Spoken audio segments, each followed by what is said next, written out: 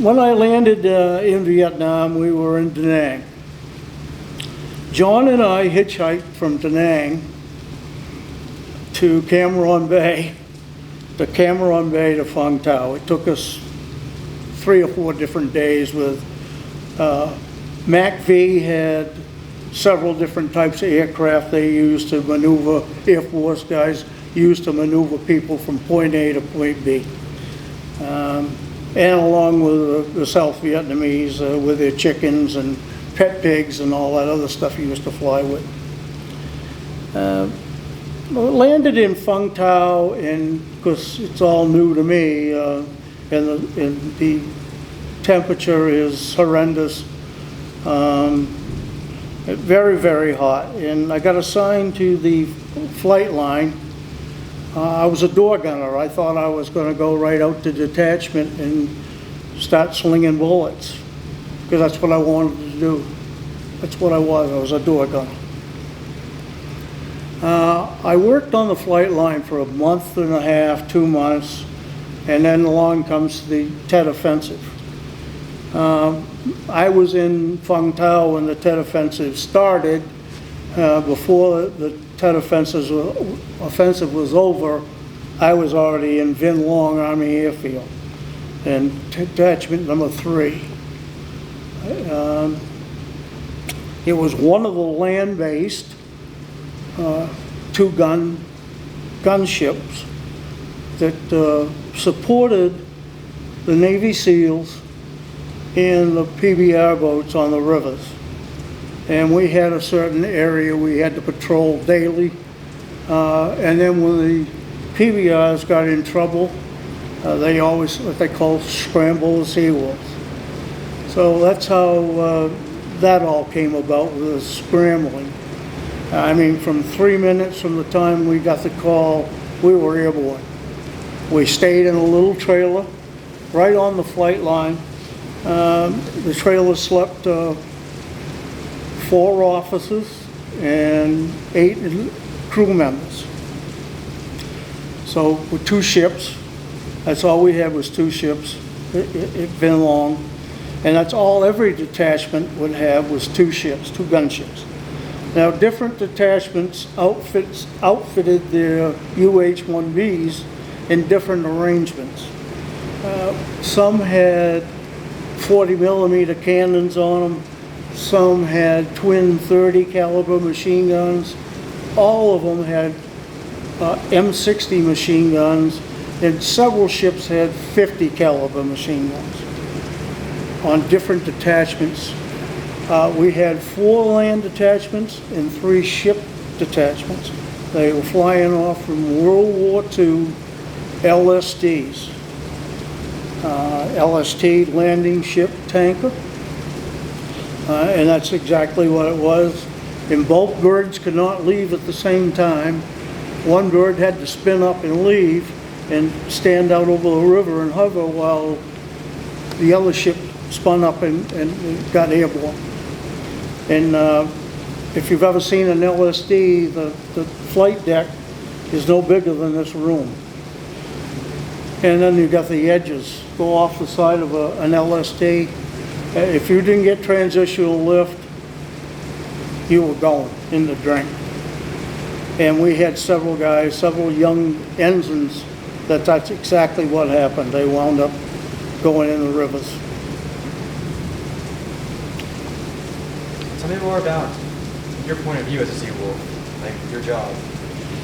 My job was to take care of all the guns on the ship that I flew on. Each ship had a door gunner. We had a crew chief, which was, he was an enlisted man just like I was, and we had a pilot and a co-pilot. And we had some were lieutenants, some were JGs, lieutenant junior grades, and we did have a few ensigns that came over there.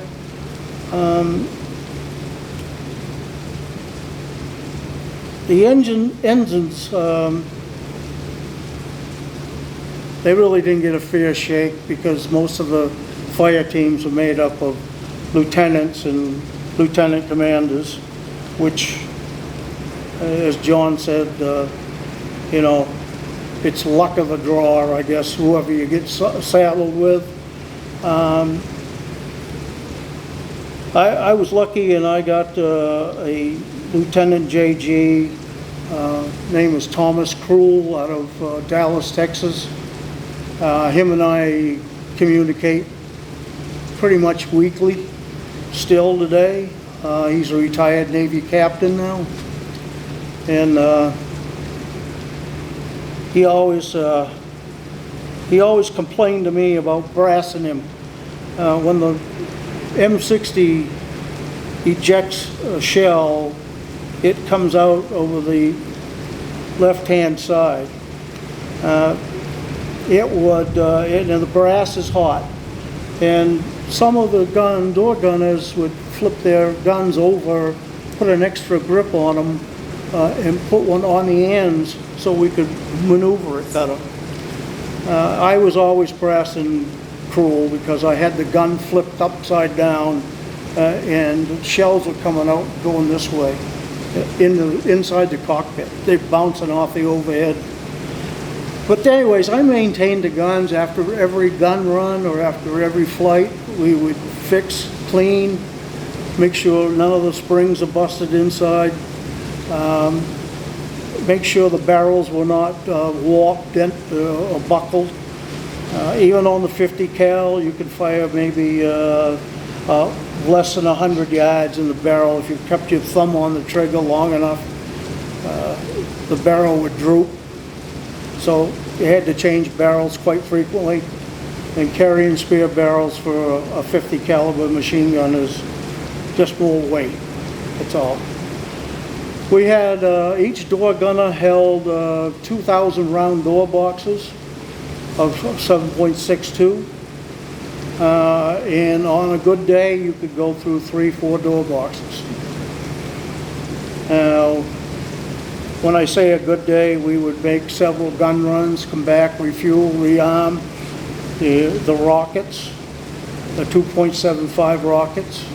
We only carried 7 on each side because a B model, between putting the pilot in 6,000 rounds of ammo inside that gunship, and I'm a lot bigger than I was then, but I wasn't a whole lot bigger.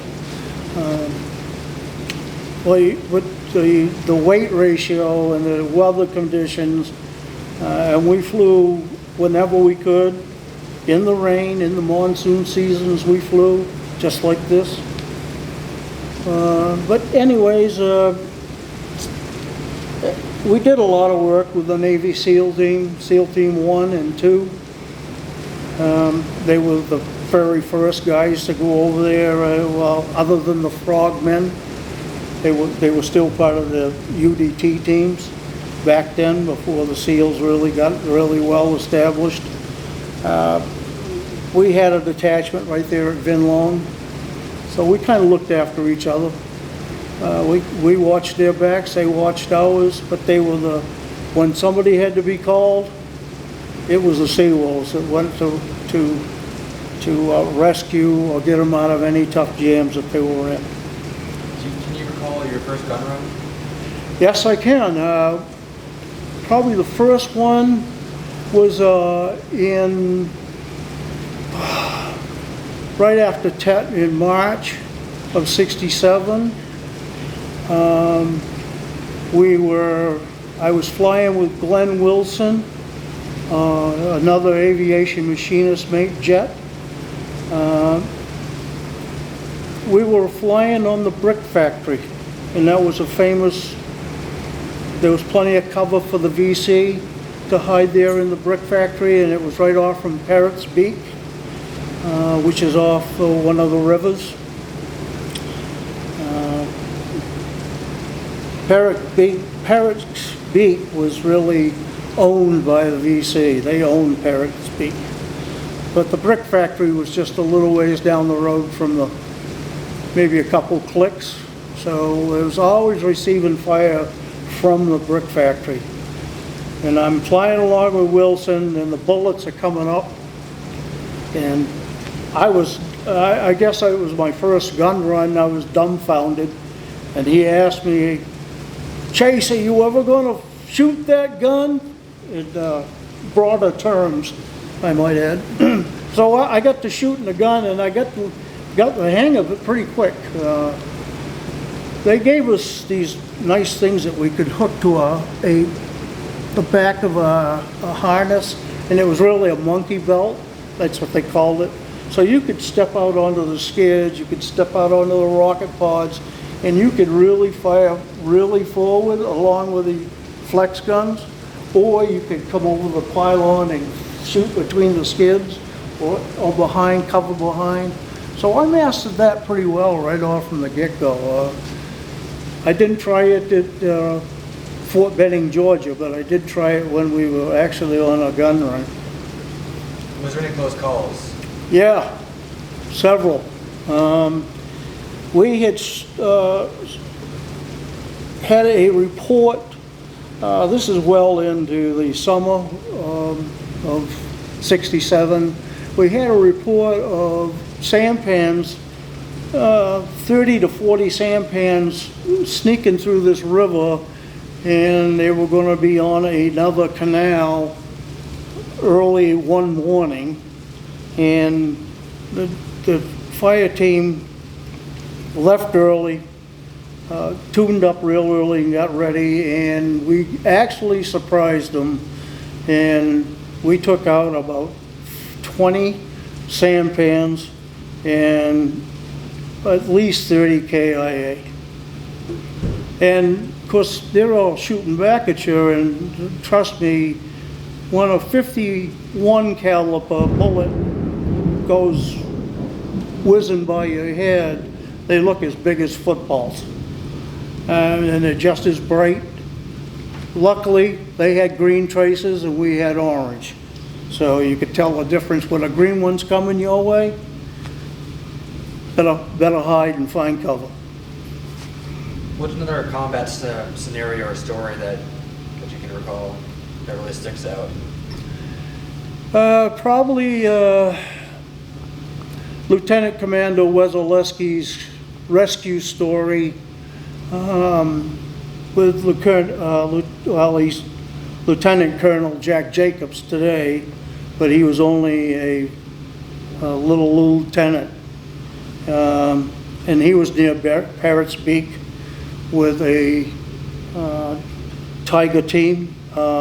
He was the officer in charge, and his E6, Romero's was his name. Jack was mortally wounded on the ground, and Lieutenant Wesolewski, Lieutenant JG, Lieutenant Commander Wesolewski, they decided to put a gun run in near the Tiger team. The first gunship got all shot up, and they went back to base. They lost all their hydraulics. Wesolewski asked the crew, what do you think, guys? You think we should go in and rescue these two? Which right there was against every code of conduct in the HAL 3 organization. No gunship will ever fly alone into combat. But Wesolewski decided, he asked us and decided we'd go in, and we did. We did pick up Jack, and we picked up Romero's. Jack contributes his life being saved by Lieutenant Commander Wesolewski, Alan. He's a retired captain. He's a funeral I'm going to this coming weekend. Jack Jacobs was laying in the hospital, and he said all of a sudden these white uniforms all showed up, and they wanted to know his side of the story about the rescue, and he asked the Navy JAG officers what the reason was that they wanted to know so much about an Army officer and his sergeant. Well, they were getting ready to court-martial Lieutenant Commander Wesolewski He was brought up on numerous charges, dereliction of duty, but Jack very smartly said, you shouldn't be putting him in a court-martial, you should be awarding him the Medal of Honor. And it's been fought over and over and over again. We've had letters written for him, congressmen have stood up for him, and still they refuse to let him honor the Medal of Honor. That's just one story. There's many, many others. Did you have to do gun runs every day? Every day. We were 12 on, 12 off, 12 on, 12 off. And once in a while we would go 24 on, 24 off. So we tried to fly with the same guys, same pilots, same co-pilots. And once in a while, you know, guys rotate out of the system. So you have to change up and you have to train another guy to come along and take this guy's seat. So, but it went pretty smooth. I would say it went pretty smooth. All except for the coming home was not a very smooth ride. It was pretty, I don't want to use anything bad against my fellow Americans, but they weren't very kind to guys like myself that were coming home. And I still had another year and change to do in the Navy. They sent me to a reconnaissance squadron, C-130 type reconnaissance squadron, out of Pax River, Maryland. I was an air crewman there, but I did very little flying there. They wouldn't let me fly. Actually, they didn't really know what to do with us. I was one of the first guys to come back, and they assigned me to duty driver for a while until they could figure out where they needed to put me. By then, I was third class petty officer, aviation machinist mate jet. I had taken the test for E5, passed it, but I wasn't allowed to sew it on because I didn't have enough time left in the Navy. But they offered me a deal. You ship over, we'll let you put on E5. I said, I wanted to deal with you, I'll deal back with you. You let me have E5 and I'll ship over. And it doesn't work that way, okay? You gotta ship over first and then we'll give you E5. Well, needless to say, I got out of the Navy in August of 1970.